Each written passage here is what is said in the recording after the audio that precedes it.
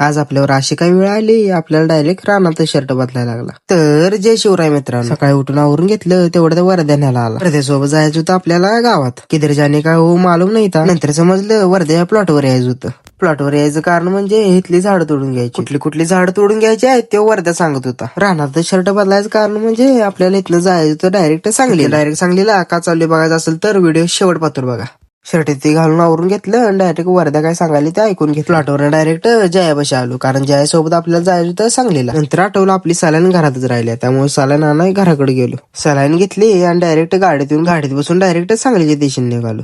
सांगली द्यायचं कारण म्हणजे आपल्याला इथे येऊन शूट करायचं होतं. इथे येऊन डायरेक्ट वातावरण बघून घेतलं आणि डायरेक्ट आपल्याला पाहिजे तेवढं शूट काढून घेतलं. आपल्याला या लेलँडचं शूट करायचं होतं. तिथनं आपल्याला पाहिजे तेवढं शूट घेतलं.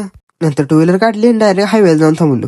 आता तुम्ही म्हणचेला यो हायवेला उलट का बसला? अंगात मस्ती असल्यावर लोक काय पण करतात हो. आपल्या अंगात मस्ती बिस्ती काय नव्हती. शूट घ्यायसाठी आपण उलट बसलो. नंतर डायरेक्ट गणपती मंदिरात येऊन जरा गणपती मंदिरात पूजा केली. पूजा करून आवरून घेतलं. तिथनं डायरेक्ट आपल्याला जायचं होतं मनेराजुरीला जायचं कारण म्हणजे आपल्याला ह्या गाडीचा अजून एक व्हिडिओ करायचा होता. तिथनं डायरेक्ट फोनला सलाईन चढवली. सलाईन चालू असताना आपलं शूटचं काम चालू होतं. मनेराजुरी म्हणत डायरेक्ट योगवाडीत आलो. गाड्यांचा धुळा उठवत गाड्या भरायला लावल्या. गाडीकडे बघत हे आमचं आम्हालाच आम्ही ओळखून झालो. नाही म्हणलं धुळा तर असणारच. तिथनं डायरेक्ट धुळ्यातनं माकून घराकडे आलो. ब्लॉग आवडल्यास लाईक शेअर फॉलो नक्कीच करा. हा सांगायचं तर राहिलो आपल्या युट्यूबवर पण चॅनल आहे बरं का. काय नाही जरा लक्ष असू दे म्हणलं.